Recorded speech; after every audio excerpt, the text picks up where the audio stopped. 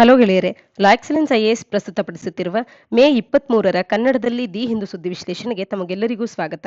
ಇಂದಿನ ಮೊದಲ article, Gujarat emerges as a hotspot for Mucor mycosis in India ಅನ್ನುವಂಥದ್ದು.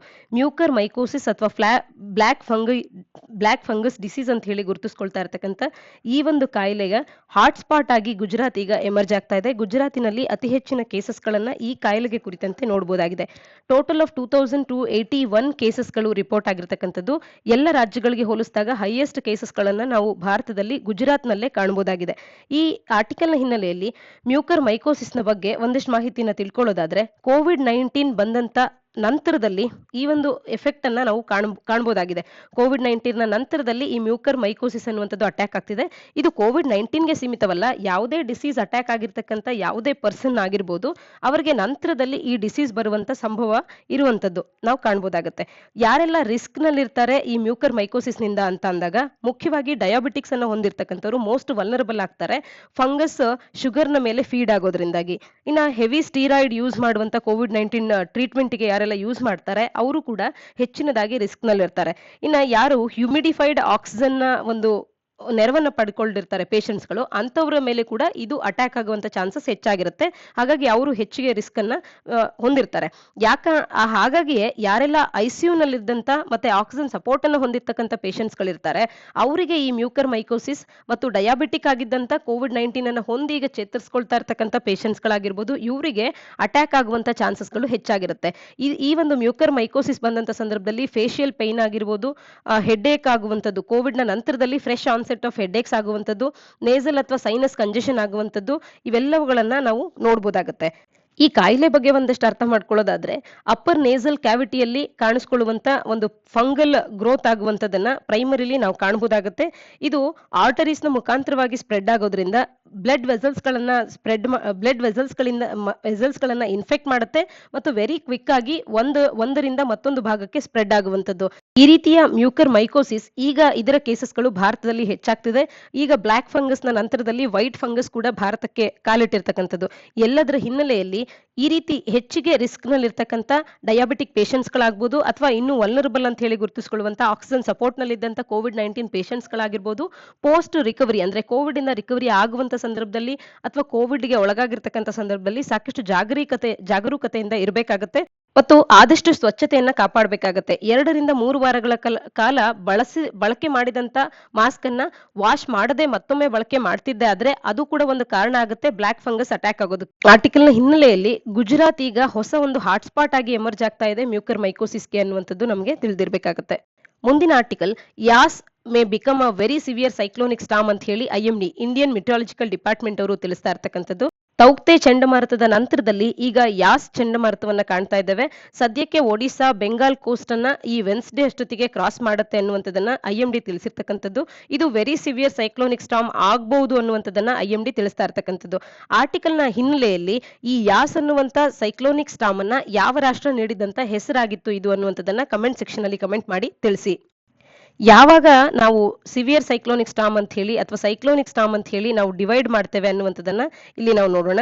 ಯಾವುದೇ ಒಂದು ಸೈಕ್ಲೋನಿನ ಇಂಟೆನ್ಸಿಟಿ ಅನ್ನುವಂಥದ್ದು ಡಿಪ್ರೆಷನ್ ಅಂತ ಯಾವಾಗ ಕರೆಸ್ಕೊಳ್ಳುತ್ತೆ ಅಂದ್ರೆ 27 ಗಂಟೆಗೆ 51 ಕಿಲೋಮೀಟರ್ಗಿಂತಲೂ ಕೂಡ ಕಡಿಮೆ ಅದರ ವೇಗ ಇದ್ದಾಗ ಅದನ್ನ ನಾವು ಡಿಪ್ರೆಷನ್ ಅಂತ ಕರಿತೇವೆ. 52 ರಿಂದ 61 ಕಿಲೋಮೀಟರ್ಗೂ ವೇಗ ಕಡಿಮೆ ಇದ್ದಂತ ಸಂದರ್ಭದಲ್ಲಿ ಡೀಪ್ ಡಿಪ್ರೆಷನ್ ಅಂತ ಹೇಳಿ ಕರೆಯುವಂಥದ್ದು. ಇನ್ನ 62 ರಿಂದ 87 ಕಿಲೋಮೀಟರ್ ಪರ್ ಅವರ್ ನಷ್ಟು ವೇಗವಾಗಿ ಚಲಿಸುವಂತ ಈ ಒಂದು ಸೈಕ್ಲೋನ್ ಅನ್ನ ಸೈಕ್ಲೋನಿಕ್ ಸ್ಟಾರ್ಮ್ ಅಂತ ಹೇಳಿ ಕರಿತೇವೆ. ಸಿವಿಯರ್ ಸೈಕ್ಲೋನಿಕ್ ಸ್ಟಾರ್ಮ್ ಅಂತ ಅಂದ್ರೆ ಅದರ ವೇಗ 88 ರಿಂದ 117 ಕಿಲೋಮೀಟರ್ ನಷ್ಟು ಇರುತ್ತೆ 1 ಗಂಟೆಗೆ. ವೆರಿ ಸಿವಿಯರ್ ಸೈಕ್ಲೋನಿಕ್ ಸ್ಟಾರ್ಮ್ ಅಂದಾಗ 118 ರಿಂದ 221 ಕಿಲೋಮೀಟರ್ ಪರ್ ಅವರ್ ಇರುವಂತದ್ದು. ಸೂಪರ್ ಸೈಕ್ಲೋನಿಕ್ ಸ್ಟಾರ್ಮ್ ಅಂದಾಗ 222 ಕಿಲೋಮೀಟರ್ ಗಿಂತಲೂ ಹೆಚ್ಚಿನ ಒಂದು ವೇಗವನ್ನ 1 ಗಂಟೆಗೆ ಹೊಂದಿರುತ್ತೆ. ಈ ಬೇಸಿಸ್ ನ ಮೇಲೆ ಸೈಕ್ಲೋನಿಕ್ ಸ್ಟಾರ್ಮ್ಸ್ ಗಳನ್ನ ಒಟ್ಟಾರೆ ಸೈಕ್ಲೋನ್ಸ್ ಗಳನ್ನ ನಾವು ಡಿವೈಡ್ ಮಾಡುವಂತದ್ದು. ಯಾಸ್ ಸೈಕ್ಲೋನಿಕ್ ಸ್ಟಾರ್ಮ್ ಕೂಡ ವೆರಿ ಸಿವಿಯರ್ ಸೈಕ್ಲೋನಿಕ್ ಸ್ಟಾರ್ಮ್ ಆಗುತ್ತೆ ಅನ್ನುವಂಥದ್ದನ್ನ ಆರ್ಟಿಕಲ್ ನಮಗೆ ತಿಳಿಸ್ತಾ ಇರತಕ್ಕಂಥದ್ದು. ಆರ್ಟಿಕಲ್ ನ ಹಿನ್ನೆಲೆಯಲ್ಲಿ ಯಾಸ್ ಹೆಸರನ್ನ ನೀಡಿದಂತ ದೇಶ ಯಾವುದು ಅನ್ನುವಂಥದ್ದನ್ನ ಕಮೆಂಟ್ ಸೆಕ್ಷನ್ ಅಲ್ಲಿ ಕಮೆಂಟ್ ಮಾಡಿ ತಿಳಿಸಿ. ಅದೇ ರೀತಿಯಾಗಿ ಇತ್ತೀಚೆಗೆ ತೌಕ್ತೆಯನ್ನ ನಾವೇನ್ ಕಂಡ್ವಿ, ಈ ತೌಕ್ತೆ ಚಂಡಮಾರುತ ಕೂಡ ಯಾವ ರಾಷ್ಟ್ರ ನೀಡಿದಂತ ಹೆಸರು ಅನ್ನುವಂಥದ್ದನ್ನ ಕಮೆಂಟ್ ಸೆಕ್ಷನ್ ಅಲ್ಲಿ ಕಮೆಂಟ್ ಮಾಡಿ ತಿಳಿಸಿ. ಆರ್ಟಿಕಲ್ ನಲ್ಲಿ majority mark in Rajya Sabha to remain elusive for BJP ಅನ್ನುವಂಥದ್ದನ್ನ ನೋಡೋಣ. ಎರಡನೇ ಬಾರಿಗೆ ನರೇಂದ್ರ ಮೋದಿಯವರ ಸರ್ಕಾರ ಆಯ್ಕೆಯಾಗಿ ಬಂದ ನಂತರದಲ್ಲಿ ರಾಜ್ಯಸಭೆಯಲ್ಲಿ ಮೆಜಾರಿಟಿಯನ್ನ ಬಿಜೆಪಿ ಪಕ್ಷ ಹೊಂದಿದ್ದಂಥದ್ದು. ರಾಜ್ಯಸಭೆ ಅನ್ನುವಂಥದ್ದು ಇದೇನು ಮೇಲ್ಮನೆ ಅಂತ ಹೇಳಿ ಗುರುತಿಸ್ಕೊಳ್ಳುತ್ತೆ, ಈ ಅಪ್ಪರ್ ಹೌಸ್ ರಾಜ್ಯಸಭೆ ಅನ್ನುವಂಥದ್ದು ನಮ್ಮ ಭಾರತದಲ್ಲಿ ಡಿಸಾಲ್ವ್ ಆಗದೇ ಇರುವಂತ ಒಂದು ಹೌಸ್ ಆಗಿರುತ್ತೆ. ಈ ರೀತಿ ಡಿಸಾಲ್ವ್ ಆಗದೇ ಇಲ್ಲ ಅಂತ ಅಂದ್ರೆ ಯಾವ ರೀತಿಯಾಗಿ ಈ ಹೌಸ್ ನಲ್ಲಿ ಸದಸ್ಯತ್ವ ಅನ್ನುವಂಥದ್ದು ಮುಂದುವರಿಯುತ್ತೆ ಅಂದಾಗ ಪ್ರತಿ 2 ವರ್ಷಕ್ಕೊಮ್ಮೆ 1/3 ಆಫ್ ದಿ ಮೆಂಬರ್ಸ್ ಗಳನ್ನ ಆಯ್ಕೆ ಮಾಡಲಾಗುತ್ತೆ, 1/3 ಆಫ್ ದಿ ಮೆಂಬರ್ಸ್ ರಿಟೈರ್ ಆಗ್ತಾ ಹೋಗ್ತಾರೆ. ಅಂದ್ರೆ ಇದರಿಂದಾಗಿ ರಾಜ್ಯಸಭೆ ಅನ್ನುವಂಥದ್ದು ಯಾವಾಗ್ಲೂ ಕೂಡ ಪ್ರೆಸೆಂಟ್ ಇರುವಂತ ಒಂದು ಹೌಸ್ ಆಗಿರುತ್ತೆ. ಇದು ಯಾವಾಗ್ಲೂ ಕೂಡ ಡಿಸಾಲ್ವ್ ಆಗೋದಿಲ್ಲ. ರಾಜ್ಯಸಭೆಯ ಒಟ್ಟಾರೆ ಸದಸ್ಯತ್ವ ಎಷ್ಟಿರುತ್ತೆ ಅಂತಾಗ 245 ಒಟ್ಟಾರೆ ರಾಜ್ಯಸಭೆಯ ಸದಸ್ಯತ್ವ ಆಗಿರುತ್ತೆ. ಆದ್ರೆ ಮ್ಯಾಕ್ಸಿಮಮ್ ಪರ್ಮಿಸಬಲ್ ಎಷ್ಟಾಗಿರುತ್ತೆ ಅಂತಂದ್ರೆ ನಮ್ಮ ಸಂವಿಧಾನದ ಪ್ರಕಾರವಾಗಿ ಪೊಟೆನ್ಶಿಯಲ್ ಸೀಟಿಂಗ್ ಕೆಪಾಸಿಟಿ ರಾಜ್ಯಸಭೆಯಲ್ಲಿ ಇರುವಂತದ್ದು 250 ಸೀಟ್ಸ್ ಗಳನ್ನ ರಾಜ್ಯಸಭೆ ಹೊಂದಿರತಕ್ಕಂಥದ್ದು. ಅದರ ಪೈಕಿ ಸದ್ಯಕ್ಕೆ 245 ಸೀಟ್ಸ್ ಗಳು ಸದ್ಯಕ್ಕೆ ಇರುವಂತದ್ದು. ಇದರ ಪೈಕಿ 233 ಎಲೆಕ್ಟೆಡ್ ಸೀಟ್ಸ್ ಗಳನ್ನ ಹಾಗೆ 12 ನಾಮಿನೇಟೆಡ್ ಸೀಟ್ಸ್ ಗಳನ್ನ ಕಾಣಬಹುದಾಗುತ್ತೆ. ಈ ರೀತಿ ನಾಮನಿರ್ದೇಶನ ಹೊಂದುವಂತ ರಾಜ್ಯಸಭೆಯ ಸೀಟ್ಸ್ ಗಳೇನಿರುತ್ತೆ ಇವುಗಳನ್ನ ಯಾವ ಯಾವ ಬೇಸಿಸ್ ನ ಆಧಾರದ ಮೇಲೆ ನಾಮನಿರ್ದೇಶನ ಮಾಡಲಾಗುತ್ತೆ, ಯಾವ ಯಾವ ಫೀಲ್ಡ್ಸ್ ಗಳಲ್ಲಿ ನಾಮನಿರ್ದೇಶನವನ್ನ ಮಾಡಲಾಗುತ್ತೆ ಅನ್ನುವಂಥದ್ದನ್ನ ಕಮೆಂಟ್ ಸೆಕ್ಷನ್ ಅಲ್ಲಿ ಕಮೆಂಟ್ ಮಾಡಿ ತಿಳಿಸಿ. ಒಟ್ಟಾರೆ ರಾಜ್ಯಸಭೆಯ ಸೀಟ್ ಅನ್ನುವಂಥದ್ದು 245 ಭಾರತದಲ್ಲಿ ಇರ್ತಕ್ಕಂಥದ್ದು. ಇದರ ಪೈಕಿ 233 ಸಿಂಗಲ್ ಟ್ರಾನ್ಸ್ಫರಬಲ್ ವೋಟಿಂಗ್ ನ ಮುಖಾಂತರವಾಗಿ ಆಯ್ಕೆ ಮಾಡುವಂಥದ್ದು. ಇನ್ನ 12 ನಾಮಿನೇಟೆಡ್ ಸದಸ್ಯರನ್ನ ನಾವು ಕಾಣಬಹುದಾಗುತ್ತೆ. ಭಾರತ ಸಂವಿಧಾನದ ಆರ್ಟಿಕಲ್ 80ರ ಪ್ರಕಾರವಾಗಿ ಪೊಟೆನ್ಶಿಯಲ್ ಸೀಟಿಂಗ್ ಕೆಪಾಸಿಟಿ 250, ಅದರಲ್ಲಿ 238 ಎಲೆಕ್ಟೆಡ್, 12 ಅಪಾಯಿಂಟೆಡ್ ಇರಬೇಕು ಅಂತ ಹೇಳುತ್ತೆ. ಸದ್ಯಕ್ಕೆ 245 ಸೀಟ್ಸ್ ಗಳು ಇರುವಂತದ್ದು, ಅದರಲ್ಲಿ 233 ಎಲೆಕ್ಟೆಡ್ ಆಗಿರ್ತಾರೆ ಮತ್ತು 12 ಅಪಾಯಿಂಟೆಡ್ ಇರುವಂತದ್ದು. ಪ್ರತಿ 2 ವರ್ಷಕ್ಕೊಮ್ಮೆ 1/3 ಆಫ್ ದಿ ಮೆಂಬರ್ಸ್ ಗಳ ಅವಧಿ ಅನ್ನುವಂಥದ್ದು ಮುಗಿಯುತ್ತೆ. ನಂತರದಲ್ಲಿ ಹೊಸದಾದಂತ 1/3 ಆಫ್ ದಿ ಮೆಂಬರ್ಸ್ ಗಳು ಆಯ್ಕೆಯಾಗಿ ರಾಜ್ಯಸಭೆಗೆ ಬರ್ತಾರೆ. ಸದ್ಯಕ್ಕೆ ರಾಜ್ಯಸಭೆಯಲ್ಲಿ ಈಗ ಬಿಜೆಪಿಗೆ ಮೆಜಾರಿಟಿ ಇದ್ದಿದ್ದಂಥದ್ದು, ಈಗಲೂ ಕೂಡ ಆ ಮೆಜಾರಿಟಿ ಅನ್ನುವಂಥದ್ದು ಇರ್ತಕ್ಕಂಥದ್ದು. ಉತ್ತರ ಪ್ರದೇಶದಲ್ಲಿ ಆಗುವಂತ ಅಸೆಂಬ್ಲಿ ಪೋಲ್ ಅನ್ನುವಂಥದ್ದು ನೆಕ್ಸ್ಟ್ ಇಯರ್ ಏನ್ ನಡೆಯಲಿದೆ ಇದು ಬಹಳನೇ ಕ್ರೂಷಿಯಲ್ ಆಗುತ್ತೆ ಪಾರ್ಟಿ ಪರ್ಫಾರ್ಮೆನ್ಸ್ ಅನ್ನುವಂಥದ್ದು ರಾಜ್ಯಸಭೆಯಲ್ಲಿ ತೋರಿಸೋದಕ್ಕೆ ಅನ್ನುವಂಥದ್ದು. ಕರೆಂಟ್ ಟ್ಯಾಲಿಯನ್ನ ರಾಜ್ಯಸಭೆಯಲ್ಲಿ ಪಾರ್ಟಿ ಅನ್ನುವಂಥದ್ದು ಹೊಂದಬೇಕು ಅಂತ ಅಂದಾಗ ಉತ್ತರ ಪ್ರದೇಶದ ಅಸೆಂಬ್ಲಿ ಪೋಲ್ ನಲ್ಲಿ ಅವರು ಹೆಚ್ಚಿನ ಸೀಟ್ಸ್ ಗಳನ್ನ ತಗೊಳ್ಳುವಂತದ್ದು ಅವಶ್ಯಕವಾಗುತ್ತೆ ಅನ್ನುವಂಥದ್ದನ್ನ ಕೂಡ ಆರ್ಟಿಕಲ್ ತಿಳಿಸ್ತಾ ಇದೆ. ಸದ್ಯಕ್ಕೆ ಬಿಜೆಪಿ ಅನ್ನುವಂಥದ್ದು ಎಲ್ಯುಸಿವ್ ಆಗಿ ಇದೆ ಅನ್ನುವಂಥದ್ದು ರಾಜ್ಯಸಭೆಯಲ್ಲಿ ಮೆಜಾರಿಟಿ ಮಾರ್ಕ್ ಅನ್ನುವಂಥದ್ದು ಬಿಜೆಪಿಗೆ ಇರುವಂತದ್ರ ಕುರಿತಾಗಿ ಆರ್ಟಿಕಲ್ ನಮಗೆ ಮಾತನಾಡ್ತಾ ಇರತಕ್ಕಂಥದ್ದು. ಆರ್ಟಿಕಲ್ ನ ಹಿನ್ನೆಲೆಯಲ್ಲಿ ಯಾವ ಯಾವ ಕ್ಷೇತ್ರಗಳಲ್ಲಿ ನಮ್ಮ ರಾಷ್ಟ್ರಪತಿಯವರು 12 ಮಂದಿಯನ್ನ ರಾಜ್ಯಸಭೆಗೆ ನಾಮನಿರ್ದೇಶಿತರನ್ನಾಗಿ ಆಯ್ಕೆ ಮಾಡ್ತಾರೆ ಅನ್ನುವಂಥದ್ದನ್ನ ಕಮೆಂಟ್ ಸೆಕ್ಷನ್ ಅಲ್ಲಿ ಕಮೆಂಟ್ ಮಾಡಿ ತಿಳಿಸಿ. ಮುಂದಿನ article pandemic hit UPSC aspirant seek one more chance ಅನ್ನುವಂಥದ್ದು. ಯುಪಿಎಸ್ಸಿ ಆಸ್ಪಿರೆಂಟ್ಸ್ ಗಳು ಈ ಪ್ಯಾಂಡಮಿಕ್ ನಿಂದಾಗಿ ನಮಗೆ ಈ ಅಟೆಂಪ್ಟ್ಸ್ ಗಳನ್ನ ನೀಡೋದಕ್ಕೆ ತೊಂದರೆ ಆಗ್ತಾ ಇದೆ, ಹಾಗಾಗಿ ಮತ್ತೊಂದು ಚಾನ್ಸ್ ಅನ್ನ ನೀಡಿ ಅಂತ ಹೇಳಿ ಕಳೆದ ವರ್ಷ ಕೂಡ ಈ ಪ್ಲೀ ಅನ್ನ ನಾವು ಕಾಣಬಹುದಾಗಿತ್ತು. 2020ರ ಅಟೆಂಪ್ಟ್ ಗೆ ಕುರಿತಂತೆ ಮತ್ತೊಂದು ಚಾನ್ಸ್ ಅನ್ನ ಕೇಳಲಾಗಿತ್ತು. ಈಗ ಕೂಡ ಅದು ಆ ರೀತಿಯ ಒಂದು ಪ್ಲೀ ಅನ್ನುವಂಥದ್ದು ಕಂಟಿನ್ಯೂ ಆಗ್ತಾ ಇದೆ. ಇಲ್ಲಿ 2 groups of age border candidates ಗಳು ಸುಪ್ರೀಂ ಕೋರ್ಟಿನ ಮೊರೆಯನ್ನ ಹೋಗಿದ್ದಾರೆ. ಅವರಿಗೆ ಮತ್ತೊಂದು ಅಟೆಂಪ್ಟ್ ಅನ್ನ ನೀಡಬೇಕು, ಆ ಮೂಲಕ ಅವ್ರಿಗೊಂದು ರಿಲೀಫ್ ಅನ್ನು ನೀಡಬೇಕು ಅನ್ನುವಂಥದ್ದು. ಅಕ್ಟೋಬರ್ 4ರಂದು ನಡಿಬೇಕಾಗಿದ್ದಂತ ಎಕ್ಸಾಮ್ ನಲ್ಲಿ ಕೆಲವರು ಎಕ್ಸಾಮಿಗೆ ಅಟೆಂಡ್ ಆಗೋದಕ್ಕೆ ತೊಂದರೆ ಆಗಿರ್ತಕ್ಕಂಥದ್ದು, ಐದರ್ ಅವರು ಕ್ವಾರಂಟೈನ್ ನಲ್ಲಿರುವಂತದ್ದು ಅಥವಾ ಕೋವಿಡ್ ನಿಂದ ಡೈರೆಕ್ಟ್ ಅಥವಾ ಇಂಡೈರೆಕ್ಟ್ ಆಗಿ ಅವರಿಗೆ ಅಫೆಕ್ಟ್ ಆಗಿರೋದ್ರಿಂದ ಅವರು ಎಕ್ಸಾಮ್ ಅನ್ನ ಅಟೆಂಪ್ಟ್ ಮಾಡೋದಕ್ಕೆ ತೊಂದರೆ ಆಗಿದೆ ಅನ್ನುವಂಥದ್ದು ಕೆಲವೊಬ್ಬರ ಅಭಿಪ್ರಾಯ. ಆದ್ರೆ ಹಾಗಾಗಿ ಅವರ ಲಾಸ್ಟ್ ಅಟೆಂಪ್ಟ್ ಅನ್ನುವಂಥದ್ದು ಅವರ ಕೈಜಾರಿದೆ ಅನ್ನುವಂಥದ್ದು. ಮತ್ತು ಕೆಲವರು ಈ ಪ್ಯಾಂಡಮಿಕ್ ನಿಂದಾಗಿ ಅವರ ಪ್ರಿಪರೇಷನ್ಗೂ ಕೂಡ ತೊಡಕಾಗಿದೆ ಅಂತ ಹೇಳಿ ಅದರಿಂದಾಗಿ ಅವರ ಒಂದು ಲಾಸ್ಟ್ ಅಟೆಂಪ್ಟ್ ಅಂತ ಇದ್ದಂತ ಅಟೆಂಪ್ಟ್ ಅನ್ನ ಕಳ್ಕೊಳ್ಳಾಗಿದೆ ಅಂತ ಹೇಳಿ ಒನ್ ಮೋರ್ ಚಾನ್ಸ್ ಅನ್ನ ಅವರು ಕೇಳ್ತಾ ಇದ್ದಾರೆ. ಈ article pandemic hit UPSC aspirants ಮತ್ತೊಂದು ಚಾನ್ಸ್ ಅನ್ನ ಸುಪ್ರೀಂ ಕೋರ್ಟಿನ ಮೊರೆಗೆ ಹೋಗಿ ಮತ್ತೊಂದು ಚಾನ್ಸ್ ಅನ್ನ ಕೇಳ್ತಾ ಇರ್ತಕ್ಕಂಥದ್ದನ್ನ ಆರ್ಟಿಕಲ್ ನಮಗೆ ತಿಳಿಸ್ತಾ ಇದೆ. ಈ ಮೂಲಕ ಅವರು ಎಕ್ಸ್ಟ್ರಾ ಅಟೆಂಪ್ಟ್ ಅನ್ನ 2021-22ನೇ ಸಾಲಿನ ಸಿಎಸ್ಸಿ ಎಕ್ಸಾಮ್ ನಲ್ಲಿ ನೀಡಬೇಕು ಅವರಿಗೆ ಅಂತ ಹೇಳಿ, ಒಂದ್ ವೇಳೆ ಅಟೆಂಪ್ಟ್ಸ್ ಇನ್ನೂ ಕೂಡ ಇದ್ರೂ ಕೂಡ ಮತ್ತೊಂದು ಪರ್ಮಿಸಬಲ್ ಅಟೆಂಪ್ಟ್ ಅನ್ನ ಅವರಿಗೆ in addition to their permissible attempt ಮತ್ತೊಂದು ಅಟೆಂಪ್ಟ್ ಅನ್ನ ಅವರಿಗೆ ನೀಡಬೇಕು. ಯಾಕೆಂದ್ರೆ ಈ ಪ್ಯಾಂಡಮಿಕ್ ನಿಂದಾಗಿ ಅವರ ಪ್ರಿಪರೇಷನ್ಗೆ ತೊಡಕಾಗಿದೆ ಅನ್ನುವಂಥದ್ದನ್ನ ಇಲ್ಲಿ ಕೇಳ್ಕೊಳ್ತಾ ಇದ್ದಾರೆ. ಅದನ್ನ ಆರ್ಟಿಕಲ್ ನಮಗೆ ತಿಳಿಸ್ತಾ ಇದೆ. ಮುಂದಿನ article digital media told to remove mention of Indian variant ಅನ್ನುವಂಥದ್ದು. ಸಾಕಷ್ಟು ಡಿಜಿಟಲ್ ಮೀಡಿಯಾ ಪ್ಲಾಟ್ಫಾರ್ಮ್ಸ್ ಗಳಾದಂತ ಗೂಗಲ್, ಫೇಸ್ಬುಕ್, ಟ್ವಿಟರ್ ನಂತ ಈ ಡಿಜಿಟಲ್ ಪ್ಲಾಟ್ಫಾರ್ಮ್ಸ್ ಗಳಲ್ಲಿ ಭಾರತದ ವೇರಿಯಂಟ್ ಅಂತ ಹೇಳಿ B1617 ಸ್ಟ್ರೈನ್ ಅನ್ನ ಗುರುತಿಸಲಾಗ್ತಾ ಇದೆ. ಈ ರೀತಿ WHO B1617 ಅನ್ನ ಇಂಡಿಯನ್ ವೇರಿಯಂಟ್ ಅಂತ ಹೇಳಿ ಎಲ್ಲೂ ಕೂಡ ಲಿಂಕ್ ಮಾಡಿಲ್ಲ. ಹಾಗಾಗಿ ಮಿನಿಸ್ಟ್ರಿ ಆಫ್ ಇನ್ಫಾರ್ಮೇಶನ್ ಟೆಕ್ನಾಲಜಿ ಅವರು ತಿಳಿಸ್ತಾ ಇರುವಂತೆ ಇವರೊಂದು ನೋಟಿಸ್ ಅನ್ನ ಇಶ್ಯೂ ಮಾಡಿದ್ದಾರೆ. ಇದು ಮಿನಿಸ್ಟ್ರಿ ಆಫ್ ಇನ್ಫಾರ್ಮೇಶನ್ ಅಂಡ್ ಟೆಕ್ನಾಲಜಿಯಿಂದ ಬಂದಿರತಕ್ಕಂಥದ್ದು. ಇವರ ಪ್ರಕಾರ ಇದೊಂದು ಫಾಲ್ಸ್ ಸ್ಟೇಟ್ಮೆಂಟ್ ಆಗಿದೆ. ಈ ರೀತಿ ಫಾಲ್ಸ್ ಸ್ಟೇಟ್ಮೆಂಟ್ ಅಥವಾ ಫಾಲ್ಸ್ ಇಶ್ಯೂ ಸರ್ಕ್ಯುಲೇಟ್ ಆಗದೆ ಇರುವಂತೆ ನೋಡ್ಕೊಳ್ಬೇಕು. ಈ ಕಾರಣಕ್ಕೆ ಎಲ್ಲೇ ಕೂಡ ಯಾವುದೇ ಡಿಜಿಟಲ್ ಪ್ಲಾಟ್ಫಾರ್ಮ್ ಅಲ್ಲಿ ಇಂಡಿಯನ್ ವೇರಿಯಂಟ್ ಅಂತ ಹೇಳಿ B1617ಗೆ ಈ ಒಂದು ಸ್ಟ್ರೈನ್ಗೆ ಲಿಂಕ್ ಮಾಡಿ ತಿಳಿಸೋದೇ ಆದ್ರೆ ಈ ರೀತಿ ಯಾವುದೇ ಒಂದು ಮಾತನ್ನ WHO ತಿಳಿಸಿಲ್ಲ. ಹಾಗಾಗಿ ಇಂಥ ಮಿಸ್ಇನ್ಫಾರ್ಮೇಶನ್ ಅನ್ನುವಂಥದ್ದು ಸ್ಪ್ರೆಡ್ ಆಗದೆ ಇರುವಂತೆ ನೋಡ್ಕೊಳ್ಬೇಕು. ಈ ಹಿನ್ನೆಲೆಯಲ್ಲಿ ಸದ್ಯಕ್ಕೆ ತಕ್ಷಣಕ್ಕೆ ನೋಟಿಸ್ ಅನ್ನ ಇಶ್ಯೂ ಮಾಡಿ ಇದನ್ನ ಇಂಡಿಯನ್ ವೇರಿಯಂಟ್ ಅಂತ ಎಲ್ಲೂ ಕೂಡ ಆಗಬಾರ್ದು. ಆ ರೀತಿ ಇದ್ದಲ್ಲೇ ಆದಲ್ಲಿ ಆ ನೇಮ್ ಅನ್ನ ರೆಫರ್ ಮಾಡ್ತಾ ಇದ್ರೆ B1617 ಸ್ಟ್ರೈನ್ಗೆ ಇಂಡಿಯನ್ ವೇರಿಯಂಟ್ ಅನ್ನುವಂತ ಹೆಸರೇನಾದ್ರೂ ಇದ್ರೆ ಆ ರೀತಿ ಎಲ್ಲ ಕಂಟೆಂಟ್ ಅನ್ನ ರಿಮೂವ್ ಮಾಡಬೇಕು ತಮ್ಮ ಡಿಜಿಟಲ್ ಮೀಡಿಯಾ ಪ್ಲಾಟ್ಫಾರ್ಮ್ಸ್ ಗಳಿಂದ ಆದಷ್ಟು ಶೀಘ್ರದಲ್ಲಿ ಇಮಿಡಿಯೇಟ್ ಆಗಿ ಅಂತ ಹೇಳಿ ಆರ್ಟಿಕಲ್ ನಮಗೆ ತಿಳಿಸ್ತಾ ಇರ್ತಕ್ಕಂಥದ್ದು. ಮುಂದಿನ article Narasimhan math scientist is no more ಅನ್ನುವಂಥದ್ದು. 1990ರಲ್ಲಿ ಪದ್ಮಭೂಷಣ್ ಪ್ರಶಸ್ತಿಯನ್ನ ಪಡೆದಿರ್ತಕ್ಕಂಥ ಮ್ಯಾಥಮೆಟಿಸ್ಟ್, ಭಾರತದ one of the greatest mathematician ಅಂತ ಗುರುತಿಸಿಕೊಳ್ಳುವಂತ ನರಸಿಂಹನ್ ಅವರು ಸದ್ಯಕ್ಕೆ ಸಾವಿಗೀಡಾಗಿದ್ದಾರೆ. ಅದನ್ನ ಆರ್ಟಿಕಲ್ ತಿಳಿಸ್ತಾ ಇದೆ. ಇತ್ತೀಚೆಗೆ ನಿಧನರಾದಂತ ನರಸಿಂಹನ್ ಅವರು ಯಾವ ಕ್ಷೇತ್ರಕ್ಕೆ ಸಂಬಂಧಪಟ್ಟವರು ಅಂದಾಗ ಗಣಿತಶಾಸ್ತ್ರಜ್ಞರಾಗಿದ್ರು ಅನ್ನುವಂಥ ತಿಳಿದಿರಬೇಕು. ಜೊತೆಗೆ ಇವರಿಗೆ ಪದ್ಮಭೂಷಣ್ ಪ್ರಶಸ್ತಿ ಬಂದಿದ್ದಂಥದ್ದು ಮತ್ತು ಇವರ ಒಂದು ಅಚೀವ್ಮೆಂಟ್ ಏನು ಅಂದಾಗ ಹಾರ್ಡರ್ ನರಸಿಂಹನ್ ಫಿಲ್ಟ್ರೇಷನ್ ಅನ್ನುವಂತ ಇದನ್ನ ಕಂಡುಹಿಡಿದಿರ್ತಕ್ಕಂಥದ್ದು. ನರಸಿಂಹನ್ ಶೇಷಾದ್ರಿ ಥಿಯರಮ್ ಅನ್ನ ಇವರು ಕಂಡುಹಿಡಿದಿರ್ತಕ್ಕಂಥದ್ದು. ಇವೆರಡರ ಬಗ್ಗೆ ಕೂಡ ನಮಗೆ ಮಾಹಿತಿ ಇರಬೇಕಾಗುತ್ತೆ. ಇವೆರಡು ಕೂಡ ಯಾತಕ್ಕಾಗಿ ಉಪಯೋಗಕ್ಕೆ ಬಂತು ಅಂದಾಗ ನರಸಿಂಹನ್ ಅವರು ತಮ್ಮ PhD ಸ್ಟೂಡೆಂಟ್ ಶೇಷಾದ್ರಿ ಅವರೊಟ್ಟಿಗೆ ನರಸಿಂಹನ್ ಶೇಷಾದ್ರಿ ಥಿಯರಮ್ ಅನ್ನ 1965ರಲ್ಲಿ ಒಂದು ಪಬ್ಲಿಕೇಶನ್ ಮುಖಾಂತರವಾಗಿ ತರ್ತಾರೆ. ಇದರಿಂದಾಗಿ ಡೀಪ್ ಅಂಡ್ ಅನ್ಎಕ್ಸ್ಪೆಕ್ಟೆಡ್ ಕನೆಕ್ಷನ್ಸ್ ಗಳನ್ನ 2 different areas of modern mathematics ಗಳಲ್ಲಿ ಮಾಡಲಾಗುತ್ತೆ. ಇದು ಕೂಡ ಫೇಮಸ್ ಆಗಿರುವಂತ ಒಂದು ಥಿಯರಮ್ ಆಗುತ್ತೆ. ಇವರ ಒಂದು ಕಾಂಟ್ರಿಬ್ಯೂಷನ್ ಏನು ಮ್ಯಾಥ್ಸ್ ಫೀಲ್ಡ್ಗೆ ಅಂದಾಗ ನರಸಿಂಹನ್ ಶೇಷಾದ್ರಿ ಈ ಒಂದು ಥಿಯರಮ್ ಇವರ ಒಂದು ಕಾಂಟ್ರಿಬ್ಯೂಷನ್ ಅನ್ನುವಂಥದ್ದನ್ನ ತಿಳಿಸಬಹುದಾಗುತ್ತೆ. ಇನ್ನ ಹಾರ್ಡರ್ ನರಸಿಂಹನ್ ಫಿಲ್ಟ್ರೇಷನ್ ನಲ್ಲಿ ಇವರ ಒಂದು ಕೊಡುಗೆಯು ಕೂಡ ಇಲ್ಲೂ ಕೂಡ ಇರ್ತಕ್ಕಂಥದ್ದು. ಈ ರೀತಿ ಈ ಎರಡು ಹಾರ್ಡರ್ ನರಸಿಂಹನ್ ಫಿಲ್ಟ್ರೇಷನ್ ಆಗಿರ್ಬೋದು, ನರಸಿಂಹನ್ ಶೇಷಾದ್ರಿ ಥಿಯರಮ್ ಆಗಿರ್ಬೋದು, ಇವರು ಮ್ಯಾಥ್ಸ್ಗೆ ನೀಡಿರ್ತಕ್ಕಂಥ ಕೊಡುಗೆಗಳಾಗಿದೆ. ಜೊತೆಗೆ ಇವರು ವರ್ಲ್ಡ್ ನಲ್ಲಿ ರಿನೌಂಡ್ ಮ್ಯಾಥಮೆಟಿಷಿಯನ್ ಆಗಿದ್ದಂಥದ್ದು. ಎಕ್ಸ್ಟ್ರಾರ್ಡಿನರಿ ಬ್ರೆಡ್ತ್ ಅಂಡ್ ಡೆಪ್ತ್ ಅನ್ನ ಇವರ ಒಂದು ಮ್ಯಾಥಮೆಟಿಕ್ಸ್ಗೆ ನೀಡಿರ್ತಕ್ಕಂಥ ಕೊಡುಗೆಗಳು ಆ ರೀತಿ ಇದೆ ಅಂತ ಹೇಳಿ ತಿಳಿಸ್ತಾ ಇದ್ದಾರೆ. ಫಂಡಮೆಂಟಲ್ ಕಾಂಟ್ರಿಬ್ಯೂಷನ್ಸ್ ಗಳನ್ನ ಮ್ಯಾಥಮೆಟಿಕ್ಸ್ ನ ಕೆಲವು ಫೀಲ್ಡ್ಸ್ ಗಳಾದಂತ ಆಲ್ಜಿಬ್ರಾಯಿಕ್ ಜಾಮಿಟ್ರಿ ಆಗಿರ್ಬೋದು, ಡಿಫರೆನ್ಷಿಯಲ್ ಜಾಮಿಟ್ರಿ ಆಗಿರ್ಬೋದು, ರೆಪ್ರೆಸೆಂಟೇಷನ್ ಥಿಯರಿ ಆಗಿರ್ಬೋದು, ಪಾರ್ಷಿಯಲ್ ಡಿಫರೆನ್ಷಿಯಲ್ ಈಕ್ವೇಷನ್ಸ್ ಗಳಾಗಿರ್ಬೋದು, ಈ ಎಲ್ಲ ಕ್ಷೇತ್ರಗಳಲ್ಲಿ ನೀಡಿದ್ದಾರೆ.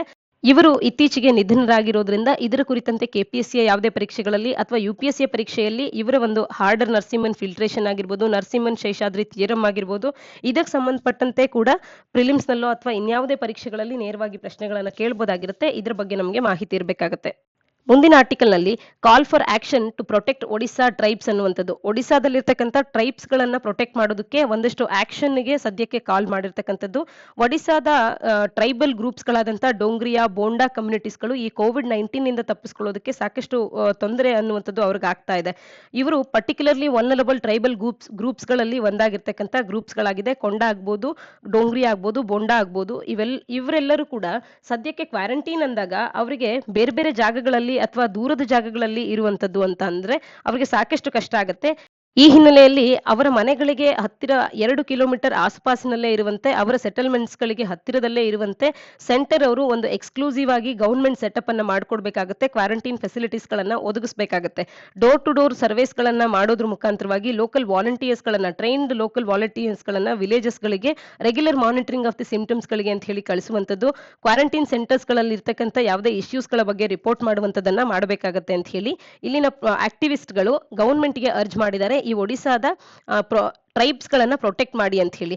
ಪರ್ಟಿಕ್ಯುಲರ್ಲಿ ವಲ್ನರಬಲ್ ಟ್ರೈಬಲ್ ಗ್ರೂಪ್ಸ್ ಅಂತ ಹೇಳಿ ಗುರುತಿಸಿಕೊಳ್ಳುವಂತ 13 PVTGs ಗಳ ಪೈಕಿ 10ಕ್ಕೂ ಹೆಚ್ಚು PVTGs ಗಳಲ್ಲಿ 100ಕ್ಕೂ ಹೆಚ್ಚು ಟ್ರೈಬಲ್ಸ್ಗೆ ಈ COVID-19 ಅನ್ನುವಂಥದ್ದು ಅಫೆಕ್ಟ್ ಆಗಿದೆ. ಈ ಹಿನ್ನೆಲೆಯಲ್ಲಿ ಅದರ ವಿರುದ್ಧವಾಗಿ ಏನೆಲ್ಲ ಮಾಡಬೇಕು ಆ ಆಕ್ಷನ್ಸ್ ಗಳನ್ನ ಆದಷ್ಟು ಶೀಘ್ರದಲ್ಲಿ ತಗೊಳ್ಬೇಕು.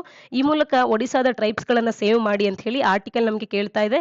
ಇಲ್ಲಿ ನಾವು ಯಾವ ರೀತಿಯಾದಂತ ಪ್ರಶ್ನೆಯನ್ನ ಎಕ್ಸ್ಪೆಕ್ಟ್ ಮಾಡಬಹುದು ಅಂದ್ರೆ ಡೋಂಗ್ರಿಯಾ, ಬೋಂಡಾ ಮತ್ತು ಕೊಂಡ, ಇಲ್ಲಿ ಇವುಗಳ ಬಗ್ಗೆ ಮಾತನಾಡ್ತಾ ಇದ್ದಾರೆ. ಈ ಒಂದು ಟ್ರೈಬ್ಸ್ ಗಳು ಯಾವ ಒಂದು ರಾಜ್ಯದಲ್ಲಿ ಇವರು ನೆಲೆಯೂರಿರ್ತಾರೆ ಅಂತ ಕೇಳುವಂತದ್ದು. ಇಲ್ಲಿ ಒಡಿಶಾ ಆಗ್ಬೋದು ಅಥವಾ ಇನ್ಯಾವುದೇ ರಾಜ್ಯಗಳಲ್ಲಿ ಈ ಟ್ರೈಬ್ಸ್ ಗಳು ನೆಲೆಯೂರಿದ್ರೆ ಅದು ನಮಗೆ ಸ್ಪಷ್ಟತೆ ಇರಬೇಕು. ಅಥವಾ PVTGs ಗಳ ಬಗ್ಗೆ ನೇರವಾಗಿ ಪ್ರಶ್ನೆಯನ್ನ ಕೇಳಬಹುದಾಗಿರುತ್ತೆ. ಅಥವಾ ಕೆಳಗಿನ ಯಾವ ಟ್ರೈಬಲ್ ಗ್ರೂಪ್ಸ್ ಗಳು ಪರ್ಟಿಕ್ಯುಲರ್ಲಿ ವಲ್ನರಬಲ್ ಟ್ರೈಬಲ್ ಗ್ರೂಪ್ಸ್ ಅಂತ ಗುರುತಿಸಿಕೊಂಡಿದೆ ಅಂತ ಕೇಳುವಂತದ್ದು. ಈ ರೀತಿಯ ಪ್ರಶ್ನೆಗಳನ್ನ UPSC ಪರೀಕ್ಷೆಯಲ್ಲಿ ಕೇಳ್ತಾ ಇರ್ತಾರೆ. ಪ್ರಿಲಿಮ್ಸ್ ಪಾಯಿಂಟ್ ಆಫ್ ವ್ಯೂ ನಲ್ಲಿ PVTGs ಗಳ ಬಗ್ಗೆ ಸ್ಪಷ್ಟತೆ ಇರಬೇಕಾಗುತ್ತೆ. ಮುಂದಿನ ಆರ್ಟಿಕಲ್ ನಲ್ಲಿ Nepal's opposition plans to approach Supreme Court ಅನ್ನುವಂಥದ್ದನ್ನ ನೋಡೋಣ. ಸದ್ಯಕ್ಕೆ ನೇಪಾಳಿನಲ್ಲಿ PM KP ಶರ್ಮಾ ಓಲಿ ಅವರು ತಮ್ಮದೇ ಪಕ್ಷದಲ್ಲೂ ಕೂಡ ತಮ್ಮ ವಿರುದ್ಧವಾಗಿ ಸಾಕಷ್ಟು ಕಾರ್ಯಗಳು ನಡೀತಾ ಇದೆ ಅಂತ ಹೇಳಿ ಆ ಒಂದು ಪಾರ್ಲಿಮೆಂಟ್ನಲ್ಲಿ, ನೇಪಾಳದ ಪಾರ್ಲಿಮೆಂಟ್ನಲ್ಲಿ ಟ್ರಸ್ಟ್ ವೋಟ್ ಅನ್ನ ಕೇಳಿದಂಥದ್ದು, ಅದರಲ್ಲಿ ಡಿಫೀಟ್ ಕೂಡ ಆಗಿದಂಥದ್ದು. ಈ ಹಿನ್ನೆಲೆಯಲ್ಲಿ ಮುಂದೆ ಏನಾಗುತ್ತೆ ನೇಪಾಳದ ಪಾಲಿಟಿಕ್ಸ್ ನಲ್ಲಿ ಎನ್ನುವಂಥದ್ದು ಎಲ್ಲರ ಕುತೂಹಲವನ್ನ ಉಂಟು ಮಾಡಿತ್ತು. ಸದ್ಯಕ್ಕೆ ಅಲ್ಲಿನ ಪ್ರೆಸಿಡೆಂಟ್ ಆಗಿರುವಂತ ವಿದ್ಯಾದೇವಿ ಭಂಡಾರಿ ಅವರು ಅನೌನ್ಸ್ ಮಾಡಿರುವಂತೆ ಅರ್ಲಿಯರ್ ನವೆಂಬರ್ 12, ನವೆಂಬರ್ 19ರಂದು ಮುಂದಿನ ಎಲೆಕ್ಷನ್ಸ್ಗಳು ನಡೀತಾ ಇದೆ. ಈಗ ಸದ್ಯಕ್ಕಿರುವಂತ ಗವರ್ಮೆಂಟ್ ಅನ್ನ ಕಂಪ್ಲೀಟ್ ಆಗಿ ಡಿಸಾಲ್ವ್ ಮಾಡ್ಲಾಗ್ತಾ ಇದೆ. ಸದ್ಯಕ್ಕೆ ಆಪೋಸಿಷನ್ ಕೂಡ ಗವರ್ಮೆಂಟ್ ಫಾರ್ಮ್ ಮಾಡೋದಕ್ಕೆ ಅವರು ಕಾಲ್ ಮಾಡ್ತಾ ಇಲ್ಲ, ಅಥವಾ KP ಶರ್ಮಾ ಓಲಿ ಅವ್ರಿಗೂ ಕೂಡ ಈಗಿರುವಂತ ಗವರ್ಮೆಂಟ್ ಅನ್ನ ಕಂಟಿನ್ಯೂ ಮಾಡೋದಕ್ಕೆ ಅವರು ಅವಕಾಶವನ್ನ ನೀಡ್ತಾ ಇಲ್ಲ. ಪಾರ್ಲಿಮೆಂಟ್ ಅನ್ನ ಡಿಸಾಲ್ವ್ ಮಾಡಿ ನವೆಂಬರ್ 12, ನವೆಂಬರ್ 19ರಂದು ಮುಂದಿನ ಎಲೆಕ್ಷನ್ಸ್ ಗಳು ಇರುತ್ತೆ ಅನ್ನುವಂಥದ್ದನ್ನ ಅವರು ತಿಳಿಸಿರ್ತಕ್ಕಂಥದ್ದು. ಅಲ್ಲಿನ ಸಂವಿಧಾನದ ಅಡಿಯಲ್ಲಿ ಆರ್ಟಿಕಲ್ 76ರ ಅಡಿಯಲ್ಲಿ ಈ ರೀತಿ ಹೌಸ್ ಆಫ್ ರೆಪ್ರೆಸೆಂಟೇಟಿವ್ಸ್ ಅಂತ ಗುರುತಿಸಿಕೊಳ್ಳುವಂತ ಪಾರ್ಲಿಮೆಂಟ್ ಡಿಸಾಲ್ವ್ ಆಗಿದ್ದೆ ಆದಲ್ಲಿ 6 ತಿಂಗಳ ಒಳಗಾಗಿ ಅಲ್ಲಿನ ಎಲೆಕ್ಷನ್ಸ್ ಅನ್ನುವಂಥದ್ದು ನಡಿಬೇಕಾಗತ್ತೆ. ಹಾಗಾಗಿ 6 ತಿಂಗಳ ಈ ಒಂದು ಗಡುವನ್ನ, ಅಂದ್ರೆ ನವೆಂಬರ್ 12, 19ರಲ್ಲಿ ಎಲೆಕ್ಷನ್ಸ್ ಗಳು ನಡೆಯುತ್ತೆ ಅನ್ನುವಂಥದ್ದನ್ನ ಕೂಡ ಆರ್ಟಿಕಲ್ ತಿಳಿಸ್ತಾ ಇರ್ತಕ್ಕಂಥದ್ದು. ಈ ರೀತಿಯ ಒಂದು ನಡೆ ಏನಿದೆ ಪ್ರೆಸಿಡೆಂಟ್ ವಿದ್ಯಾದೇವಿ ಭಂಡಾರಿ ಅವರದು, ಈ ನಡೆ ಅನ್ನುವಂಥದ್ದು ಅನ್ಕಾನ್ಸ್ಟಿಟ್ಯೂಷನಲ್ ಮತ್ತು ಅನ್ಡೆಮೊಕ್ರೆಟಿಕ್ ಆಗಿದೆ ಅಂತ ಹೇಳಿ ಅಲ್ಲಿನ ಆಪೋಸಿಷನ್ ಲೀಡರ್ಸ್ ಗಳು ತಿಳಿಸ್ತಾ ಇರ್ತಕ್ಕಂಥದ್ದು. ನೇಪಾಳಿನ ಆಪೋಸಿಷನ್ ಅನ್ನುವಂಥದ್ದು ಸುಪ್ರೀಂ ಕೋರ್ಟಿನ ಮೊರೆ ಹೋಗುವಂತ ಒಂದು ಪ್ಲಾನ್ ಅನ್ನ ಮಾಡಿದೆ. ಯಾಕೆಂದ್ರೆ ಪ್ರೆಸಿಡೆಂಟ್ ತಗೊಂಡಿರ್ತಕ್ಕಂಥ ನಿರ್ಧಾರ ಸರಿ ಇಲ್ಲ ಅನ್ನುವಂತೆ ಅವರ ಒಂದು ಅಭಿಪ್ರಾಯ ಆಗಿರ್ತಕ್ಕಂಥದ್ದು. ಒಟ್ಟಾರೆ ಅಲ್ಲಿನ ಪ್ರೆಸಿಡೆಂಟ್ ಅವರು ಮುಂದಿನ ನವೆಂಬರ್ನಲ್ಲಿ ಹೊಸ ಎಲೆಕ್ಷನ್ಸ್ ಗಳನ್ನ ಮಾಡಿ ಹೊಸ ಸರ್ಕಾರವನ್ನ ರಚನೆ ಮಾಡುವಂತೆ ಒಂದು ಅಭಿಪ್ರಾಯವನ್ನ ತಂದಿರ್ತಕ್ಕಂಥದ್ದು. ಸದ್ಯಕ್ಕಿರುವಂತ ಅಪೋಸಿಷನ್ ಪಾರ್ಟಿಗಾಗಿರ್ಬೋದು, ಸದ್ಯಕ್ಕಿದ್ದಂತ ಪಾರ್ಟಿಗೆ ಆಗಿರ್ಬೋದು, ಮುಂದುವರಿಸಿ ಸರ್ಕಾರ ಅನ್ನುವಂಥದ್ದು ಮುಂದುವರಿಯುವಂತೆ ಯಾವುದೇ ಅವಕಾಶವನ್ನು ನೀಡಿಲ್ಲ. ಸದ್ಯದ ಅಲ್ಲಿನ ಹೌಸ್ ಆಫ್ ರೆಪ್ರೆಸೆಂಟೇಟಿವ್ಸ್ ಅನ್ನುವಂಥದ್ದು, ಅಲ್ಲಿನ ಪಾರ್ಲಿಮೆಂಟ್ ಅನ್ನುವಂಥದ್ದು ಡಿಸಾಲ್ವ್ ಆಗಿರ್ತಕ್ಕಂಥದ್ದು. ಮುಂದಿನ ಆರ್ಟಿಕಲ್ ನಲ್ಲಿ Egyptian mediators holds talks to firm up Israel Hamas truce ಅನ್ನುವಂಥದ್ದು.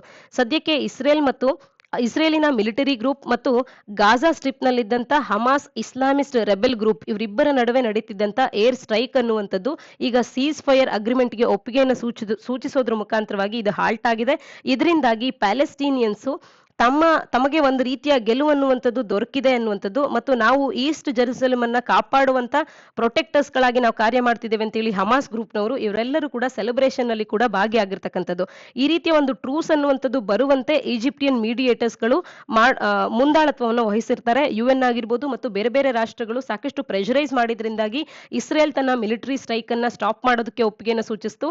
ಹಮಾಸ್ ಕೂಡ ಮುಂದಿನ ದಿನಗಳಲ್ಲಿ ಅಲ್ ಅಕ್ಸಾ ಮಾಸ್ಕ್ ಆಗಿರ್ಬೋದು, ಈಸ್ಟ್ ಜೆರುಸಲೇಂನ ಮೇಲೆ ಆಗಿರ್ಬೋದು ಯಾವುದೇ ದಾಳಿಯನ್ನ ಮಾಡಬಾರದು ಅನ್ನುವಂತೆ, ಮತ್ತು ಪ್ಯಾಲೆಸ್ಟೀನಿಯನ್ಸ್ಗೆ ತಾವು ಇದ್ದಂತ ಒಂದು ಸೆಟಲ್ಮೆಂಟ್ಸ್ ಗಳನ್ನ ತೊರೆದು ಹೋಗ್ಬೇಕು ಅಂತ ಹೇಳಿ ಏನು ತೊಂದರೆ ಅನ್ನುವಂಥದ್ದು ಉಂಟಾಗಿತ್ತು ಇಸ್ರೇಲಿಯನ್ನರ ಕಡೆಯಿಂದಾಗಿ, ಅದನ್ನ ಕೂಡ ಆದಷ್ಟು ಶೀಘ್ರದಲ್ಲಿ ನಿಲ್ಲಿಸಬೇಕು ಅನ್ನುವಂತ ಈ 2 ಡಿಮ್ಯಾಂಡ್ಸ್ ಗಳು ಮತ್ತು ಅದಕ್ಕೆ ಒಪ್ಪಿಗೆಯನ್ನ ಇಸ್ರೇಲ್ ಸೂಚಿಸಿದೆ ಅನ್ನುವಂತ ಅರ್ಥದಲ್ಲಿ ಹಮಾಸ್ ಕೂಡ ಒಪ್ಪಿಗೆಯನ್ನ ನೀಡಿ ಈಗ ಸೀಸ್ ಫೈರ್ ಅನ್ನುವಂಥದ್ದು ಉಂಟಾಗಿದೆ ಹಮಾಸ್ ಮತ್ತು ಇಸ್ರೇಲಿನ ಮಿಲಿಟರಿ ಗ್ರೂಪ್ ನ ನಡುವೆ. ಇದರ ಕುರಿತಂತೆ ಈಜಿಪ್ಟಿಯನ್ ಮೀಡಿಯೇಟರ್ಸ್ ಗಳು ಸದ್ಯಕ್ಕೆ ಈ ಟಾಕ್ಸ್ ಗಳನ್ನ ಕಂಡಕ್ಟ್ ಮಾಡ್ತಾ ಇದ್ದಾರೆ. ಇಸ್ರೇಲ್ ಮತ್ತು ಹಮಾಸ್ ಟ್ರೂಸ್ ಏನ್ ಬಂದಿದೆ ಇದನ್ನ ಫರ್ಮ್ ಅಪ್ ಮಾಡುವಂತ ವಿಚಾರಗಳು ಮತ್ತು ಅದರ ಒಂದು ಎಫರ್ಟ್ಸ್ ಗಳು ಸದ್ಯಕ್ಕೆ ನಡೀತಾ ಇರ್ತಕ್ಕಂಥದ್ದು. ಆರ್ಟಿಕಲ್ ನ ಹಿನ್ನೆಲೆಯಲ್ಲಿ ಮುಸ್ಲಿಮರಿಗೆ 3ನೇ ಪವಿತ್ರವಾದಂತ ಸ್ಥಳ ಅಂತ ಹೇಳಿ ಗುರುತಿಸಲಾಗುವಂತ ಸಿಟಿ ಯಾವುದು ಅನ್ನುವಂಥದ್ದನ್ನ ಕಮೆಂಟ್ ಸೆಕ್ಷನ್ ಅಲ್ಲಿ ಕಮೆಂಟ್ ಮಾಡಿ ತಿಳಿಸಿ. ಮುಂದಿನ ಆರ್ಟಿಕಲ್ ನಲ್ಲಿ China's father of hybrid rice is dead ಅನ್ನುವಂಥದ್ದನ್ನ ನೋಡೋಣ. ಚೀನಾದಲ್ಲಿ ಹೈಬ್ರಿಡ್ ರೈಸ್ಗಿನ ಫಾದರ್ ಅಂತ ಗುರುತಿಸಿಕೊಳ್ಳುವಂತ ಯುಯಾನ್ ಲಾಂಗ್ಪಿಂಗ್ ಅವರು ಸಾವಿಗೀಡಾಗಿರ್ತಕ್ಕಂಥದ್ದು. ಇವರು ಅಗ್ರಿಕಲ್ಚರ್ ಮತ್ತು ಫುಡ್ ಸೆಕ್ಯೂರಿಟಿಯನ್ನ ಎನ್ಶ್ಯೂರ್ ಮಾಡುವಂತ ವಿಚಾರದಲ್ಲಿ ರೆವಲ್ಯೂಷನ್ ಮಾಡುವಂತ ಕಾರ್ಯಗಳನ್ನೇ ಮಾಡಿರ್ತಕ್ಕಂಥದ್ದು. ಇವರ ಒಂದು ನ್ಯೂ ಹೈಬ್ರಿಡ್ ರೈಸ್ ಟೆಕ್ನಾಲಜಿ ಅನ್ನುವಂಥದ್ದು ಕೇವಲ ಚೈನಾವನ್ನ ಬೆನಿಫಿಟ್ ಮಾಡಿಲ್ಲ, ಬದಲಾಗಿ ಎಂತೂಸಿಯಾಸ್ಟಿಕಲಿ ಇವರು ಮಾಡಿದಂತ ಒಂದು ರಿಸರ್ಚ್ ಅನ್ನ ಅಡಾಪ್ಟ್ ಮಾಡಿಕೊಂಡು ಬೇರೆ ಬೇರೆ ಕಂಟ್ರೀಸ್ಗಳು ಕೂಡ ಇದನ್ನ ನೆರವನ್ನ ಪಡ್ಕೊಂಡಿರ್ತಕ್ಕಂಥದ್ದು. ಇಂಡಿಯಾ ಆಗಿರ್ಬೋದು, ವಿಯೆಟ್ನಾಂ ಆಗಿರ್ಬೋದು, ಮಯನ್ಮಾರ್, ಬಾಂಗ್ಲಾದೇಶ್, ಶ್ರೀಲಂಕಾ, US ಆಗಿರ್ಬೋದು, ಇವರೆಲ್ಲರೂ ಕೂಡ ಇಲ್ಲಿಂದ ಅಡ್ವೈಸ್ ಅನ್ನ ಪಡ್ಕೊಂಡಿದ್ದಾರೆ. ಇವರ ರಿಸರ್ಚಿನ ಅಡ್ವಾಂಟೇಜಸ್ ಇಲ್ಲಿಗೂ ಕೂಡ ತಲುಪಿದೆ ಅನ್ನುವಂಥದ್ದು ಆರ್ಟಿಕಲ್ ತಿಳಿಸ್ತಾ ಇರ್ತಕ್ಕಂಥದ್ದು. 1960ರಲ್ಲಿ ಇವರು 30 ವರ್ಷ ವಯಸ್ಸಿನವರಾಗಿದ್ದಾಗ ಚೈನಾ ಅನ್ನುವಂಥದ್ದು ಮಾವೋ ಝೆಡಾಂಗ್ ಅವರು ಕ್ರಿಯೇಟ್ ಮಾಡಿದಂತ ಅಥವಾ ಅವರ ಒಂದು ಸಂದರ್ಭದಲ್ಲಿ ಇದ್ದಂತ ಫೆಮೈನ್ ಅನ್ನುವಂಥದ್ದು ಚೀನಾದಲ್ಲಿ ಬಹಳ ತೊಂದರೆಯನ್ನು ಉಂಟು ಮಾಡಿತ್ತು. ಗ್ರೇಟ್ ಲೀಪ್ ಫಾರ್ವರ್ಡ್ ಪಾಲಿಸಿಯನ್ನ ಏನು ಮಾವೋ ಝೆಡಾಂಗ್ ಅವರು ತಂದಿದ್ರು 1958ರಲ್ಲಿ, ಇದರಿಂದಾಗಿ ಅದರ ಡೆವಾಸ್ಟೇಟೆಡ್ ಎಫೆಕ್ಟ್ಸ್ ಗಳು ಉಂಟಾಗಿತ್ತು ಅಗ್ರಿಕಲ್ಚರ್ ಸೆಕ್ಟರ್ ನ ಮೇಲೆ. ಇದರಿಂದಾಗಿ ಮಾಸ್ ಸ್ಟಾರ್ವೇಷನ್ ಅನ್ನುವಂಥದ್ದಾಯ್ತು, ಮಿಲಿಯನ್ಸ್ ಗಳು ಸಾವಿಗೀಡಾಗಬೇಕಾಗಿ ಬಂತು. ಇದರಿಂದಾಗಿ ಒಂದು ಗ್ರೇಟ್ ಫೆಮೈನ್ ಅನ್ನ ಅವರು ಕಾಣಬೇಕಾಗಿ ಬಂತು ಚೀನಿಯರು.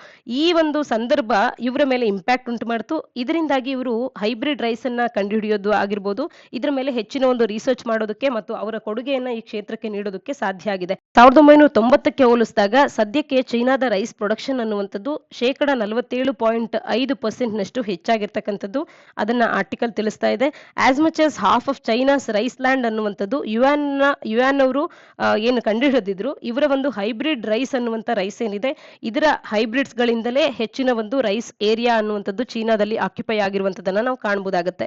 ಒಟ್ಟಾರೆ ಚೀನಾದ ಫಾದರ್ ಆಫ್ ಹೈಬ್ರಿಡ್ ರೈಸ್ ಅಂತ ಗುರುತಿಸ್ಕೊಳ್ತಿರ್ತಕ್ಕಂಥ ಯುಆನ್ ಲಾಂಗ್ಪಿಂಗ್ ಅವರ ಹೆಸರು ನೆನಪಿರಬೇಕು.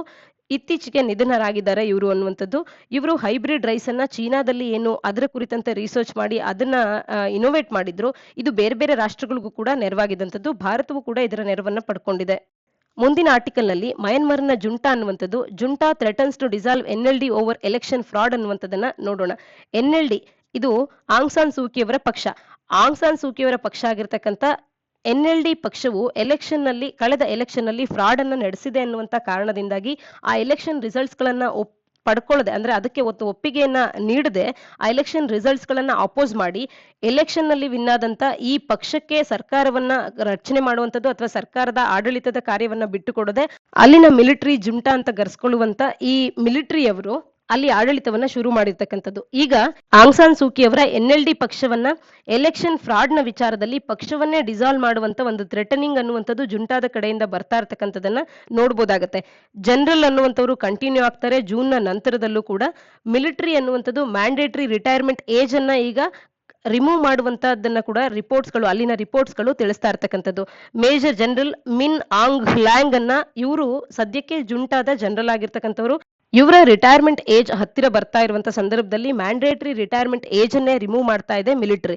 ಇದರಿಂದ ಅಂತ ಹೇಳಿ ರಿಪೋರ್ಟ್ಸ್ ಗಳು ತಿಳಿಸ್ತಾ ಇದೆ. ಇದರಿಂದಾಗಿ ಸದ್ಯಕ್ಕಿರುವಂತ ಈ ಜನರಲ್ ಕಂಟಿನ್ಯೂ ಆಗ್ತಾರೆ ಅನ್ನುವಂಥದ್ದನ್ನ ಆರ್ಟಿಕಲ್ ತಿಳಿಸ್ತಾ ಇದೆ.